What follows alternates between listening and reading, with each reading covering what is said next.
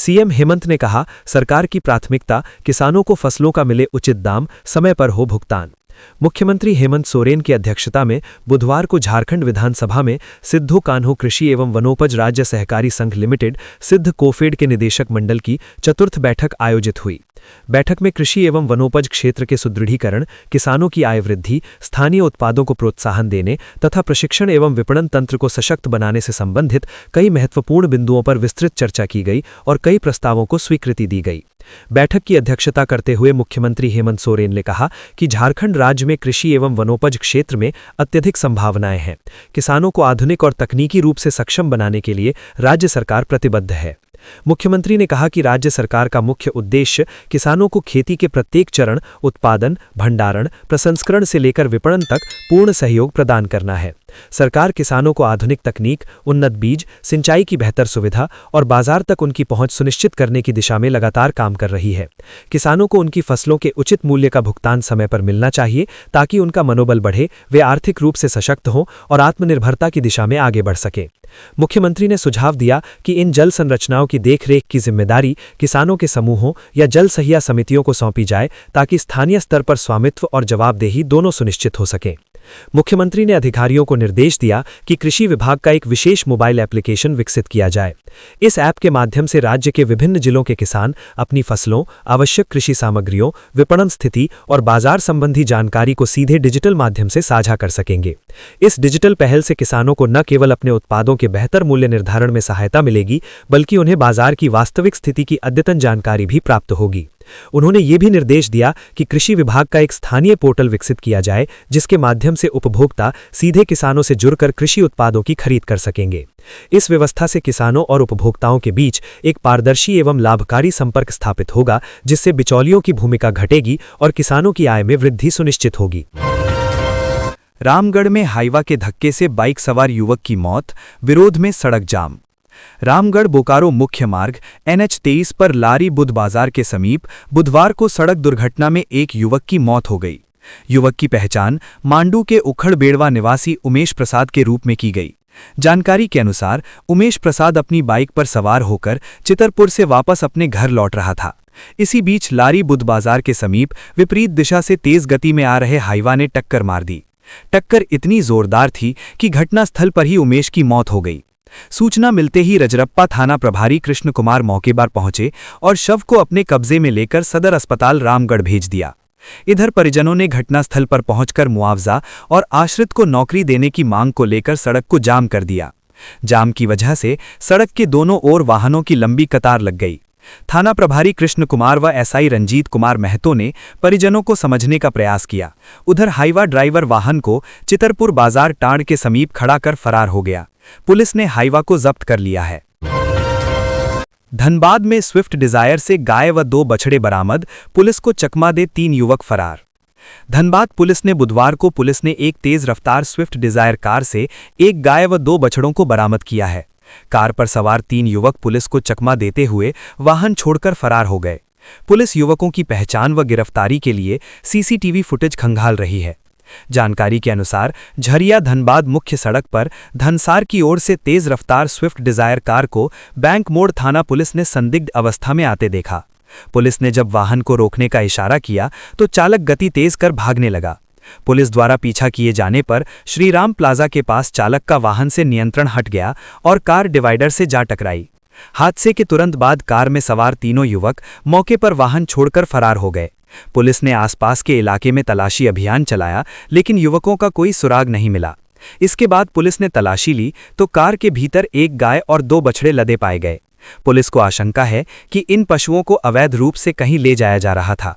Police ने वाहन व पशुओं को जब्त कर बैंक मोड़ थाना ले गई। DSP नौशाद आलम ने बताया कि पेट्रोलिंग के दौरान कार को संदिग्ध पाकर रोका गया तो चालक भागने लगा। पीछा करने के दौरान वाहन दुर्घटनाग्रस्त हो गया। कार से एक गाय और 2 बछड़े बरामद किए गए हैं। उन्होंने कहा कि वाहन मालिक की जांच परिवहन विभाग से कराई जा रही है। फरार युवकों की पहचान के लिए CCTV फुटेज की जांच की जा रही है। झारखंड में मौसम रहा शुष्क, गुमला रहा सबसे ठंडा। मौसम विभाग की ताज़ा रिपोर्ट के अनुसार झारखंड में पिछले 24 घंटों के दौरान मौसम शुष्क बना रहा। राज्य के पश्चिमी व मध्य भागों में कहीं कहीं हल्की ठंड में बढ़ोतरी दर्ज की गई है। अधिकतम व न्यूनतम तापमान में अधिकांश जगहों पर कोई बड़ा बदलाव नहीं देखा गया।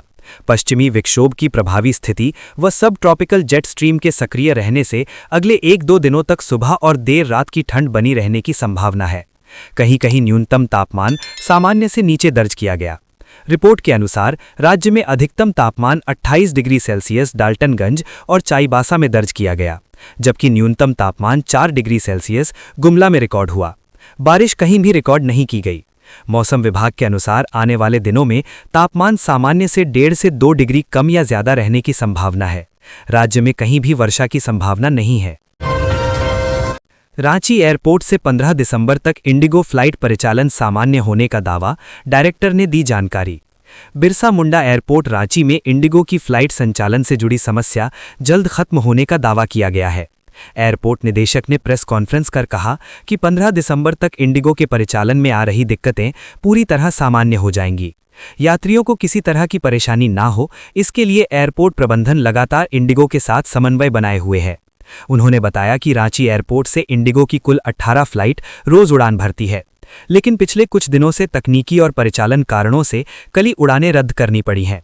इससे यात्रियों को असुविधा हुई, जिसे ध्यान में रखते हुए एयरपोर्ट प्रबंधन ने फ्लाइट रद्द या रीशेड्यूल होने की सूचना यात्रियों के मोबाइल पर सीधे भेजना शुरू किया है। एयरपोर्ट निदेशक ने स्पष्ट किया कि फ्लाइट रद्द या रीशेड्यूल होने की सूचना यात्रियों को SMS और ऐप नोटिफिकेशन के माध्यम से मिल रही है, इसलिए सिर्फ जानकारी लेने के लिए एयरपोर्ट आने की जरूरत नहीं है।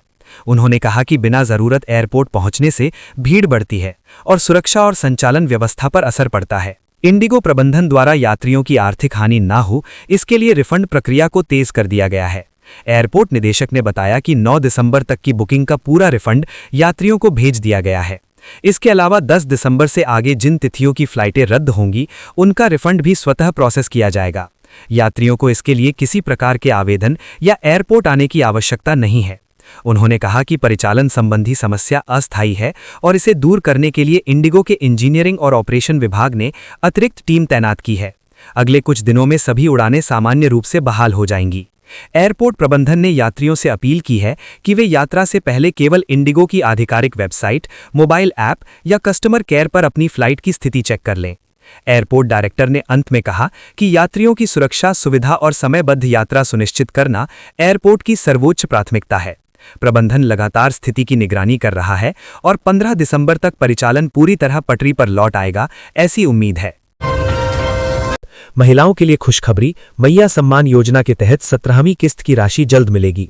मैया सम्मान योजना के तहत महिलाओं को हर महीने 2500 की मासिक सहायता राशि दी जाती है। 12 जिलों की महिलाओं के बैंक खातों में 5000 की राशि सीधे ट्रांसफर की जा रही है। इस बार योजना की 16वीं और 17वीं किस्त एक साथ कुल 5000 राशि महिलाओं के बैंक खाते में जारी कर दी गई है। सभी खातों में ये राशि 20 दिसंबर 2025 तक जमा कर दी जाएगी। अबुआ आवास योजना में घोटाले की आशंका, फर्जी तरीके से निकाले गए मजदूरों के पैसे। सरकार की अत्यंत महत्वाकांक्षी अबुआ आवास योजना पर भी अब बिचौलियों की नजर लग गई है। सदर प्रखंड के सीसी पंचायत में बिचौलियों ने अबुआ आवास योजना में मिलने वाली मजदूरी के पैसे फर्जी तरीके से निकाल लिया। जब लाभुकों को इसकी जानकारी हुई तो मामले की शिकायत जिले के अधिकारियों से की गई। शिकायत मिलने के बाद अधिकारी मामले को गंभीरता से लेते हुए इसकी जांच आरंभ करवा दी है। दरअसल लातेहार सदर प्रखंड के सीसी पंचायत अंतर्गत बरियातू खालसा और बरियातू जागीर गांव में कई गरीबों को झारखंड सरकार की महत्वाकांक्षी अबुआ आवास योजना का लाभ मिला था। आवास योजना मिलने के बाद लाभुकों के चेहरे खिले हुए थे। उम्मीद थी कि अब उनके आवास बन सकेगा और वो पक्के के मकान में रह सकेंगे, लेकिन ग्रामीणों की उम्मीद पर कुठाराघात करते हुए बिचौलियों ने पंचायत कर्मियों और प्रतिनिधियों से मिली भगत कर लाभुकों को मिले अबुआ आवास योजना के लिए मनरेगा योजना से मिलने वाली मजदूरी की राशि फर्जीवाड़ा कर निकाल ली। पहले तो ग्रामीणों को इसकी जानकारी भी नहीं थी, लेकिन जब गांव के ही रहने वाले सामाजिक कार्यकर्ता विजय सिंह और झारखंड मुक्ति मोर्चा के नेता श्रीराम सिंह को इसकी भनक लगी तो उन्होंने ग्रामीणों के आवास की स्टेटस को चेक किया। चेक करने पर पता चला कि आवास के लिए मिलने वाले मजदूरी की राशि को निकाल ली गई है। दोनों गांव में लगभग 20 आवास में मिलने वाले मजदूरी के पैसे निकल गए हैं। इधर इस संबंध में सामाजिक कार्यकर्ता विजय सिंह ने बताया कि बरियातू जागीर गांव की रहने वाली सोनी देवी को आवास योजना का लाभ मिला था। हालांकि अभी तक इन्होंने अपने आवास का निर्माण आरंभ भी नहीं किया है। इसके बावजूद इनके आवास योजना में मजदूरी के मद में 10,500 रुपए की निकासी हो गई है। उन्होंने कहा कि इसके अलावे दोनों गांव में 20 से अधिक आवास में मजदूरी के पैसे निकाल लिए गए हैं, जबकि लाभुकों को इस संबंध में कोई जानकारी भी नहीं है। ग्रामीण अंकित कुमार ने कहा कि उन्होंने आवास निर्माण का कार्य आरंभ भी नहीं किया है, लेकिन बिचौलियों ने मजदूरी के पैसे निकाल लिए। अब स्थिति ऐसी हो गई है कि आवास बनाना भी मुश्किल हो गया है। लाभुक ललिता देवी ने बताया कि उन्हें आज तक मात्र एक किस्त की राशि मिल पाई है, परंतु बिचौलियों ने उनके आवास के नाम पर मजदूरी की 23,000 रुपए अवैध तरीके से निकाल ली। इसी प्रकार रवीना बीवी, सरिता देवी, सीमा देवी समेत कई अन्य लाभुकों के आवास की मजदूरी की राशि निकाल ली गई है। राजभवन के नाम पर झारखंड में सियासत तेज, सदन के अंदर और बाहर जमकर बयानबाजी हुई। केंद्र के निर्णय पर भले ही राजभवन का नाम लोक भवन हो गया हो, मगर झारखंड में इसको लेकर सियासत तेज हो गई है। झारखंड विधानसभा के शीतकालीन सत्र के चौथे दिन सदन के अंदर बाहर इसको लेकर जमकर राजनीति होती रही। संसदीय पारे सह वित्त मंत्री राधाकृष्ण किशोर ने सदन में राजभवन का नाम बिरसा भवन करने का प्रस्ताव क्या रखा, तो इसको लेकर राजनीति तेज हो गई। सदन के बाद राधाकृष्ण किशोर ने मीडिया से बातचीत में कहा कि राजभवन राज्य सरकार की संपत्ति है और राज्य को नाम बदलने का अधिकार है। उन्होंने रांची राजभवन का नाम बिरसा मुंडा के सम्मान में बिरसा भवन और दुमका राजभवन का नाम सिद्धो कान्हो भवन करने की मांग की। इधर संसदीय कार्य मंत्री की ओर से आए प्रस्ताव का मंत्री सुदिव्य कुमार समर्थन करते दिख रहे हैं। उन्होंने कहा कि ये प्रस्ताव जनता की भावनाओं के अनुरूप है और पूरी तरह सही है। उन्होंने विपक्ष पर निशाना साधते हुए कहा कि राज्य सरकार अपनी संपत्तियों का नाम बदलने के लिए पूरी तरह अधिकृत है और बिरसा मुंडा के नाम पर राजभवन का नाम करना सम्मान की बात है।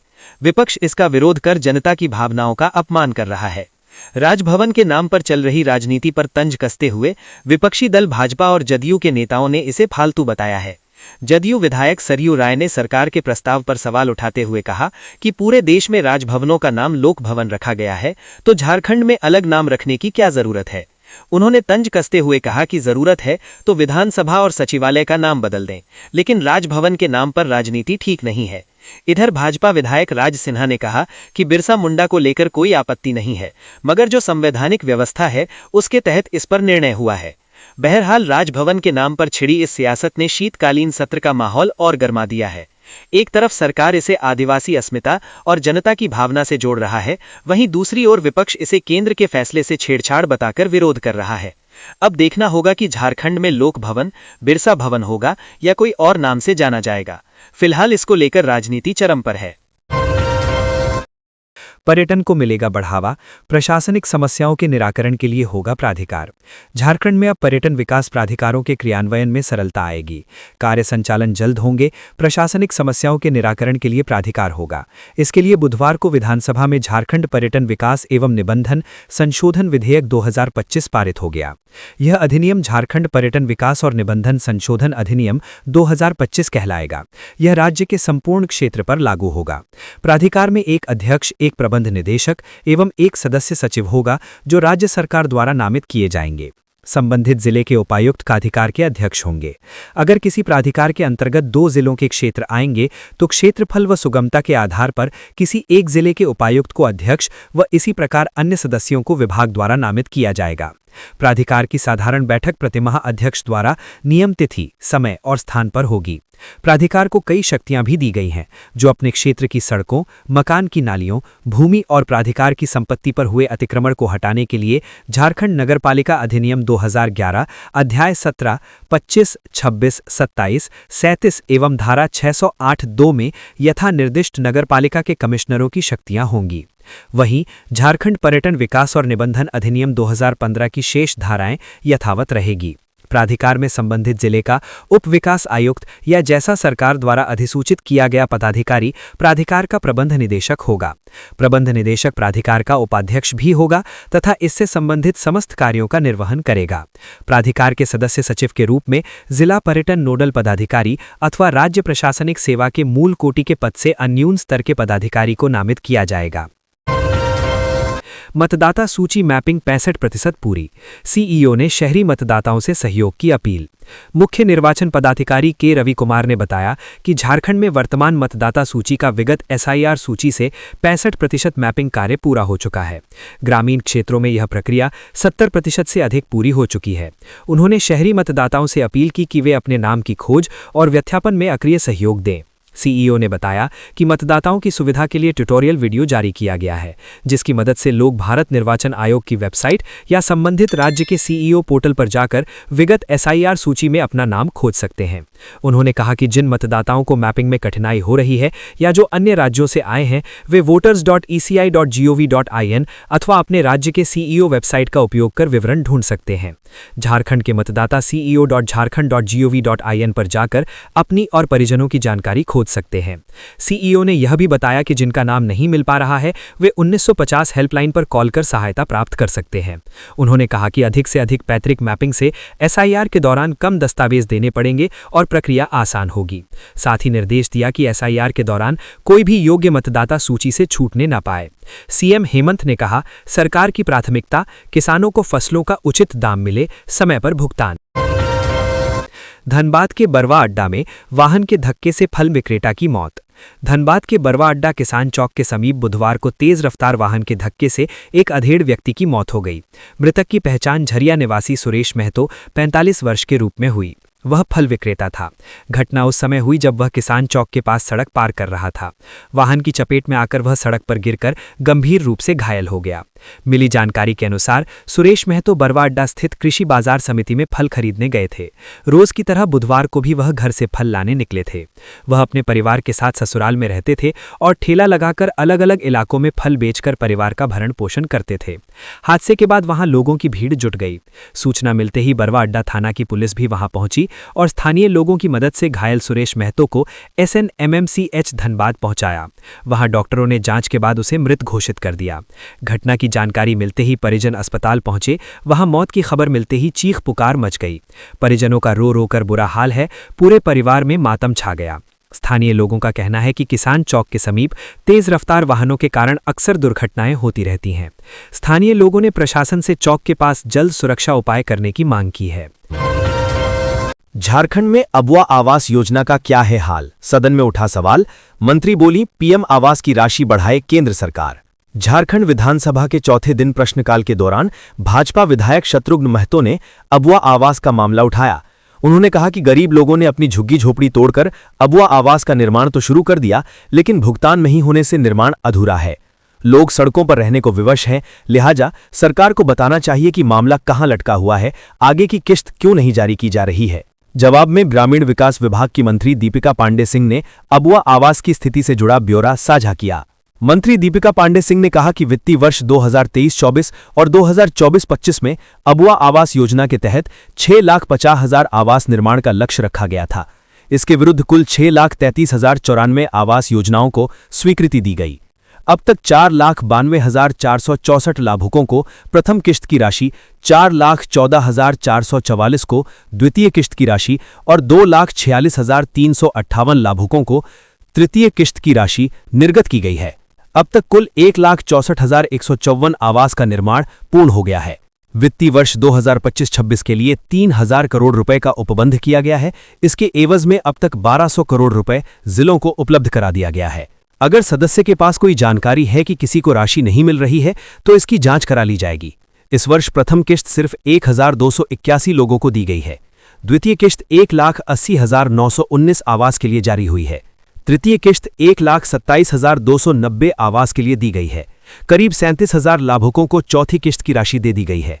जैसे जैसे निर्माण कार्य पूरा हो रहा है, उसी आधार पर राशि निर्गत की जा रही है। राज्य सरकार भी जरूरतमंदों को आवास देना चाहती है। इस दिशा में काम चल रहा है। साहिबगंज खनन मामले की सीबीआई जांच की सुप्रीम कोर्ट से मिली हरी झंडी। राजनेताओं ने कुछ इस तरह दी प्रतिक्रिया। सुप्रीम कोर्ट ने साहिबगंज जिले में कथित अवैध पत्थर खनन और ग्रामीणों पर हमले के मामले में हाईकोर्ट द्वारा सीबीआई जांच के आदेश को चुनौती देने वाली झारखंड सरकार की याचिका खारिज कर दी है। अब ये पूरा मामला सीबीआई जांच के दायरे में आएगा। इस फैसले के बाद आज शीतकालीन सत्र में सियासत भी तेज हो गई।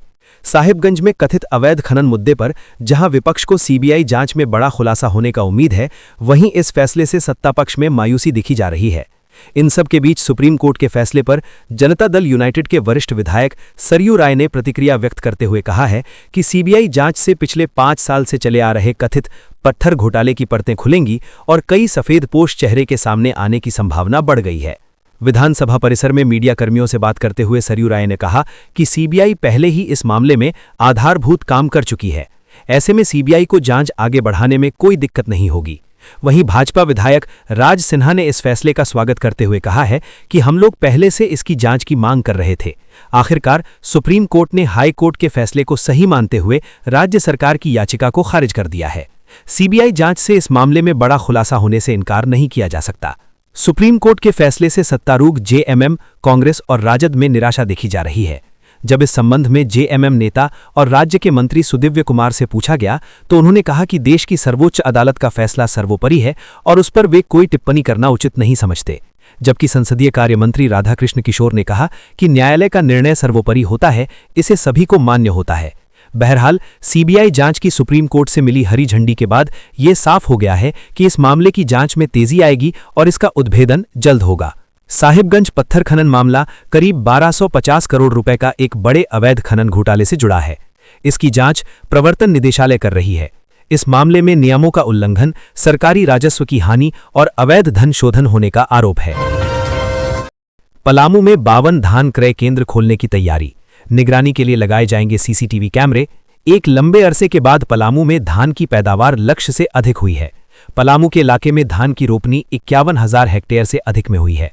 धान की अच्छी पैदावार होने के बाद देर से धान खरीद की प्रक्रिया शुरू हो रही है। कुछ दिनों पहले ही राज्य सरकार के कैबिनेट ने धान की एमएसपी तय की थी, जिसके बाद धान खरीद की प्रक्रिया शुरू की जा रही है। पलामू में धान की खरीद के लिए पहले चरण में 52 क्रय केंद्र खोले जाएंगे। साथ ही सभी केंद्रों पर पहली बार सीसीटीवी भी लगाया जाएगा। 15 दिसंबर से धान की खरीद की शुरुआत होगी। इस संबंध में जिला आपूर्ति पदाधिकारी प्रीति किस्कू ने बताया कि पलामू में 52 क्रय केंद्र खोलने का प्रस्ताव है। 15 दिसंबर से किसानों से धान की खरीद की शुरुआत की जानी है। दरअसल शुरुआत में पलामू में 76 धान क्रय केंद्र खोलने के लेकर प्रस्ताव दिया गया था, लेकिन 52 पर ही सहमति बनी है। 17 राइस मिलरों की तरफ से भी प्रस्ताव आया है। 5 राइस मिलरों को धान देने पर सहमति बनी है। पलामू जिला प्रशासन ने भी धान खरीद को लेकर तैयारियां पूरी कर ली हैं। गोदाम की सफाई करा दी गई है, जबकि धान रखने के लिए गोदाम भी चिन्हित किए गए हैं। दरअसल पलामू का इलाका धान की पैदावार के लिए चर्चित रहा है। इस इलाके में बारिश होने के बाद धान की पैदावार अच्छी होती है। इस बार बारिश अच्छी हुई है और धान की पैदावार भी अच्छी हुई है। कई इलाकों में धान की कटाई हो गई है और किसान खुद से धान बेच भी रहे हैं। हाईटेक निगरानी की ओर देवघर पुलिस, ई-बीट ऐप से अपराध पर डिजिटल वार।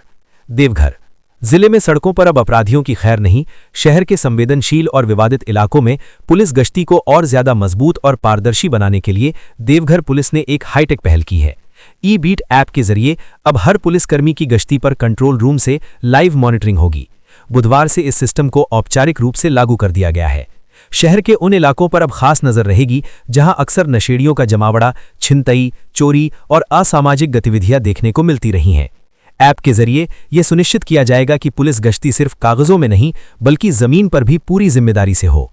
मौके पर देवघर पुलिस कप्तान सौरभ ने बताया कि कार्यभार संभालने के बाद से ही वे पुराने और सक्रिय अपराधियों की सूची तैयार करवा रहे हैं, जिन पर लगातार निगरानी रखी जा रही है। जिले में कई नई टीओपी भी शुरू की गई हैं, जिससे हर संवेदनशील इलाके पर पुलिस की सीधी पकड़ बनी रहेगी। एसपी ने बताया कि ई-बीट ऐप पुलिसकर्मियों के मोबाइल में इंस्टॉल किया गया है।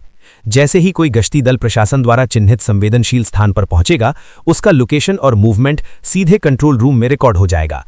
इससे ये साफ पता चलेगा कि कौन पुलिसकर्मी समय पर अपनी ड्यूटी निभा रहा है और कौन लापरवाही बरत रहा है। दरअसल कई बार ये शिकायत मिलती रही है कि कुछ पुलिसकर्मी संवेदनशील इलाकों में नियमित गश्ती नहीं करते हैं, जिसका फायदा अपराधी उठा लेते हैं। ई-बीट ऐप के आने से अब ऐसी लापरवाही पर लगाम लगेगी और हर मूवमेंट का डिजिटल रिकॉर्ड सुरक्षित रहेगा।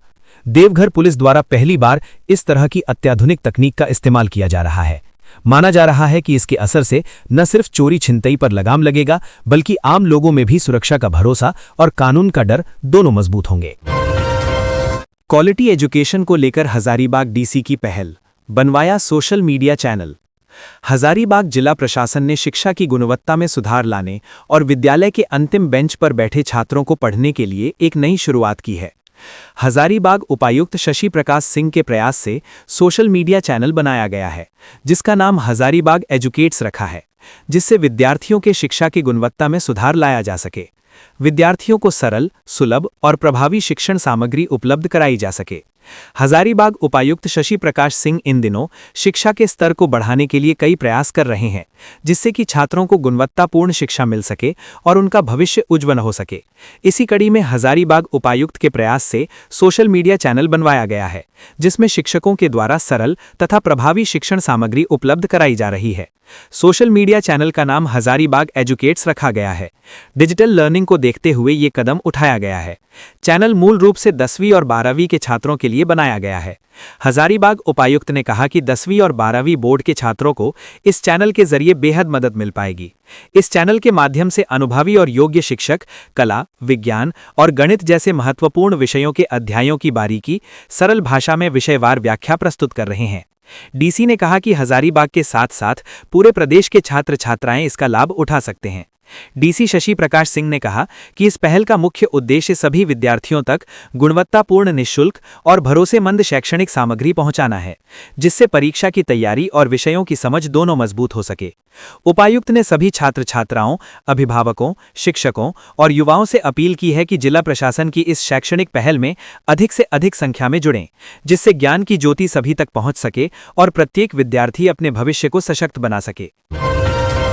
रांची में सफाई व्यवस्था होगी हाईटेक, हर घर का कचरा उठेगा डिजिटल प्रमाण के साथ। रांची नगर निगम शहर को स्मार्ट और साफ बनाने के लिए बड़ा कदम उठा रहा है। अब कचरा उठाने की पूरी व्यवस्था हाईटेक सिस्टम से चलेगी, ताकि ये सिर्फ कहा न जाए कि सफाई हुई, बल्कि उसका पूरा डिजिटल सबूत भी रहेगा।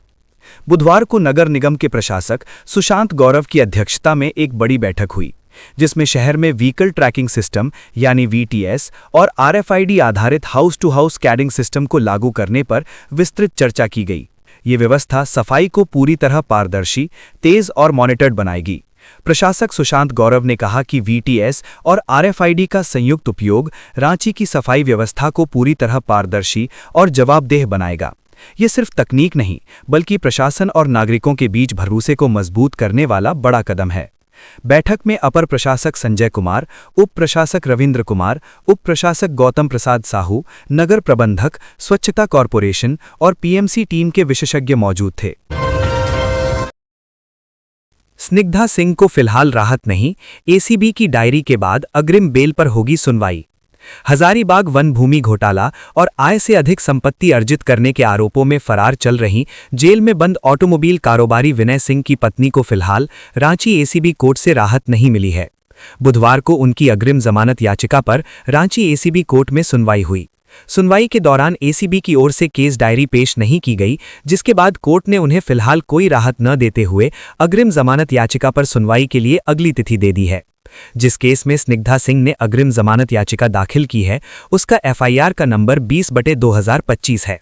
इस केस में जेल में बंद आईएएस अधिकारी विनय चौबे के अलावा उनकी पत्नी स्वप्न संचिता नेक्स्ट जेन के मालिक विनय सिंह और विनय चौबे के साले क्षितिज त्रिवेदी, उनकी पत्नी प्रियंका त्रिवेदी एवं विनय चौबे के ससुर सत्येंद्र नाथ त्रिवेदी को अभियुक्त बनाया गया है। एसीबी ने अपनी प्रारंभिक जांच में ये पाया है कि उक्त सभी आरोपियों ने आय से अधिक संपत्ति अर्जित करने और आय से अधिक संपत्ति को निवेश में सहयोग किया है। वंदना दादेल ने महुआ फेस्टिवल का किया उद्घाटन। कालीमाटी 12 माइल खूंटी रोड स्थित सांगा विलेज में बुधवार को महुआ फेस्टिवल की शुरुआत हुई। झारखंड सरकार की प्रधान सचिव वंदना दादेल ने उद्घाटन किया। इस दौरान वक्ताओं ने कहा कि महुआ सिर्फ पेड़ या फूल नहीं, आदिवासी जीवन का अहम हिस्सा है। आयोजन स्थल को जीवंत ट्राइबल सेटअप का अनुभव देखा गया। फेस्टिवल में आदिवासी उद्यमियों की बड़ी भागीदारी देखने को मिली। करीब 300 स्टॉल लगाए गए हैं, जिन्हें 15 जोन में बांटा गया है। यहां आदिवासी कला, फैब्रिक, लोक संगीत, हैंडीक्राफ्ट, जनजातीय खान पान, महुआ आधारित उत्पाद, आदिवासी मुद्दों पर आधारित पुस्तकें और फिल्मों तक की झलक देखने को मिल रही है। पूरे आयोजन की रूपरेखा मंडी एड़पा और ट्राइब कार्ट ने तैयार की है, जिसमें कपिल तोप्पो, बाहा लिंडा, मनीष आइंद, रॉबिन आइंद सहित टीम की अहम भूमिका है। फेस्टिवल का मुख्य उद्देश्य महुआ को सुपरफूड के रूप में पहचान दिलाना है। महुआ फूल की पहचान, पारंपरिक प्रसंस्करण और औषधीय महत्व पर आयोजित कार्यशालाओं में लोगों ने दिलचस्पी दिखाई। पहले दिन महुआ वृक्ष पर आधारित एक विशेष फिल्म दिखाई गई, जिसके बाद हुए पाइका नृत्य ने माहौल को और भी पारंपरिक रंगों से भर दिया। जनजातीय व्यंजनों और महुआ से जुड़ी सांस्कृतिक कहानियों पर विशेषज्ञों ने विस्तृत चर्चा की।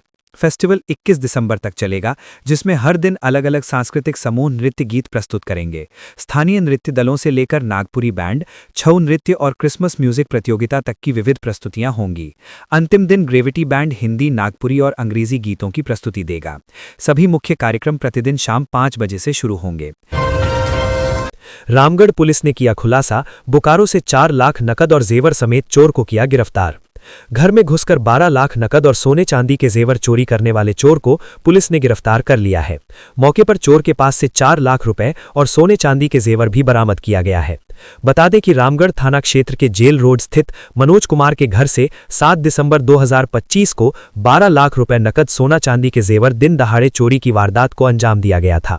मामले को लेकर पीड़ित द्वारा सूचना के बाद एसपी अजय कुमार ने एसडीपीओ रामगढ़ के नेतृत्व में एसआईटी का गठन किया था। टीम ने तकनीकी आधार पर छापेमारी कर कांड में शामिल अभियुक्त शनि करमाली उर्फ शनि लोहारा को बोकारो जिला के दुंदीबाग बाजार स्थित झोपड़पट्टी से गिरफ्तार किया है। मौके से पुलिस ने अभियुक्त के पास से रुपए और सोना चांदी भी बरामद किया है। अभियुक्त चोरी के कुछ रुपए और जेवर अपने साथ ले गया था और कुछ अपने घर में ही रखा था, जिसे पुलिस ने बरामद कर लिया है। रामगढ़ एसपी अजय कुमार ने बताया कि दिन दहाड़े चोरी की शिकायत प्राप्त हुई थी, जिसके बाद रामगढ़ थाना में मामला दर्ज कर एसआईटी का गठन किया गया था। एसपी ने बताया कि तकनीकी साक्ष्य के आधार पर चोर को बोकारो से गिरफ्तार किया गया है। आरोपी की निशानदेही पर बोकारो और रामगढ़, जहां वो भाड़े का घर में रहता था, वहां से बाकी के रुपए और जेवर को बरामद कर लिया गया है। एसपी ने बताया गिरफ्तार चोर का आपराधिक इतिहास रहा है। एसपी ने बताया कि अभियुक्त पर बोकारो सेक्टर 12 और बोकारो स्टील सिटी में 2024 का मामला दर्ज है। वहीं रामगढ़ थाना में भी अप्रैल 2025 का एक मामला दर्ज है।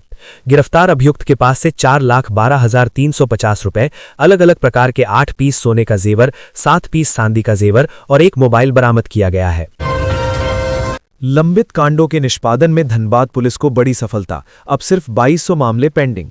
धनबाद पुलिस लंबित कांडों के निष्पादन में लक्ष्य के अनुरूप तेजी से आगे बढ़ रही है। बेहतर पुलिसिंग और सख्त मॉनिटरिंग का नतीजा है कि 6 माह पूर्व जिले में करीब 4300 कांड लंबित थे, जो अब घटकर 2200 पर पहुंच गए हैं। पुलिस प्रशासन का लक्ष्य है कि दिसंबर के अंत तक लंबित मामलों को घटाकर 2000 पर लाया जाए। एसएसपी प्रभात कुमार की अध्यक्षता में बुधवार को हुई मासिक अपराध समीक्षा बैठक में नवंबर में दर्ज आपराधिक मामलों और उनके निष्पादन की विस्तृत समीक्षा की गई। करीब 2.5 घंटे चली बैठक में कांडों के निष्पादन, उद्भेदन, वारंट तामिला, कुर्की की कार्रवाई और पुलिस की बुनियादी व्यवस्थाओं पर गहन चर्चा हुई।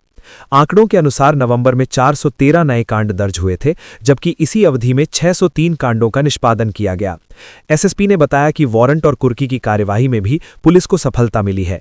नवंबर में गृह भेदन और बाइक चोरी की घटनाओं में कमी दर्ज की गई है। अधिकतर थाना प्रभारी अच्छा कार्य कर रहे हैं, हालांकि कुछ थाना प्रभारियों का प्रदर्शन अपेक्षाकृत कमजोर पाया गया है। ऐसे अधिकारियों को फिलहाल चेतावनी दी गई है। इसके बाद भी सुधार नहीं होने पर कड़ी कार्यवाही की जाएगी। एसएसपी ने यह भी स्पष्ट किया कि धनबाद पुलिस उन मामलों के उद्भेदन को लेकर भी गंभीर है जिनका अब तक 100% खुलासा नहीं हो सका है। उन्होंने बताया कि हाल के दिनों में बरवा अड्डा थाना क्षेत्र में घटित एक कांड के उद्भेदन को लेकर कार्यवाही तेज कर दी गई है। अपराधियों की पहचान कर ली गई है और जल्द ही उन्हें गिरफ्तार कर लिया जाएगा। पलामू के एनवा मैनवा जंगल में पकड़ी गई शराब की फैक्ट्री, बिहार जाती थी अवैध शराब। पलामू पाकी थाना क्षेत्र के सालिमदिरी के एनवा मैनवा जंगल से एक अवैध शराब की फैक्ट्री पकड़ी गई है। फैक्ट्री का बिहार कनेक्शन निकलकर सामने आया है। अवैध फैक्ट्री में तैयार कर शराब को बिहार के इलाके में सप्लाई किया जाता है। पुलिस ने अवैध शराब के फैक्ट्री संचालन के मामले में 4 आरोपियों को गिरफ्तार किया है, जबकि भारी मात्रा में शराब बनाने में इस्तेमाल होने वाली सामग्री को बरामद किया है। पलामू पुलिस को सूचना मिली थी कि एक कार से पाकी के बलियारी होते हुए बिहार के इलाके में शराब की सप्लाई होने वाली है। इसी सूचना के आलोक में पुलिस ने पाकी में गाड़ियों की तलाशी शुरू की थी। इसी क्रम में एक कार से 28 पेटी अवैध शराब को बरामद किया गया। कार सवार व्यक्तियों से पुलिस ने जब पूछताछ की तो चौंकाने वाले खुलासे हुए। दोनों की निशानदेही पर पुलिस ने पाकी थाना क्षेत्र के सालमदिरी के एनवा मैनवा जंगल में अवैध शराब की फैक्ट्री को पकड़ा, जबकि मौके से फैक्ट्री का संचालन करने वाले 2 आरोपियों को भी गिरफ्तार किया गया। पुलिस ने अवैध शराब के मामले में पाकी थाना क्षेत्र के बंगलाडीह के आरिफ अंसारी, एजाज आलम, लातेहार के बरवैया के राहुल प्रसाद, पलामू के नावा जयापुर थाना क्षेत्र के रहने वाले सुनील प्रसाद को गिरफ्तार किया है। पलामू एसपी रिश्मा रमेशन ने बताया कि घने जंगल में एक कच्चे घर से शराब की फैक्ट्री का संचालन किया जा रहा था। गिरफ्तार आरोपी राहुल प्रसाद और सुनील प्रसाद पहले भी शराब बनाने के मामले में आरोपी रहे हैं। सुनील प्रसाद के घर में पहले भी शराब की फैक्ट्री पकड़ी गई थी। एसपी ने बताया कि पूरे मामले में पुलिस को कई जानकारी मिली है, जिसके बाद आगे की कार्रवाई की जा रही है। छापेमारी में लेस्लीगंज एसडीपीओ मनोज कुमार झा, पाकी इंस्पेक्टर पूनम टोपो, पाकी थाना प्रभारी राजेश रंजन, सब इंस्पेक्टर आशुतोष रजक समेत कई पुलिस अधिकारी शामिल थे। छापेमारी अभियान में राम नारायण विश्वकर्मा, राकेश सिंह, रोहित कुमार, सूर्यनाथ सिंह, प्रफुल्ल सिंह एवं जयंत दुबे की भूमिका महत्वपूर्ण थी। तो ये थी आज की झारखंड की टॉप बड़ी खबरें। इसी तरह झारखंड की हर छोटी सी बड़ी खबर देखने के लिए आप हमारे चैनल 24 झारखंड न्यूज को सब्सक्राइब करके बेल आइकन प्रेस कर ले, जिससे झारखंड की हर छोटी सी बड़ी खबर की अपडेट आप तक पहुंचता रहे। तो आज के लिए बस इतना ही, हमें दीजिए इजाजत, फिर मिलते हैं नेक्स्ट न्यूज में।